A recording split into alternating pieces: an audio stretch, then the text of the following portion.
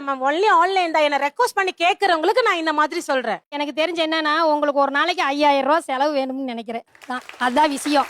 வேற எல்லாம் ஒரு பாயிண்ட் கிடையாது.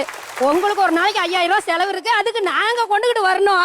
ஏதாவது எதுவுமே தெரியாம பேசுறதுக்கு நீங்க வந்து இல்ல, நீங்க வந்து டாக் வளர்க்குறீங்க, நான் ஸ்டுடியோல நடிக்க போறேன் தெரியாம நீங்க பேசக்கூடாது. இருங்க, தெரிஞ்சதானே பேசுறேன். நீங்க 5000 ரூபாய் கொண்டு வரீங்க. என்னோட வீடியோஸ் பாருங்க, அப்புறம் வந்து பேசுங்க. நீங்க தான் சொன்னீங்க நான் டாக் வளர்த்துறேன், நான் மேக்கப் பண்றேன், நான் ஸ்டுடியோ பண்றேன் அப்படிங்கிறீங்க.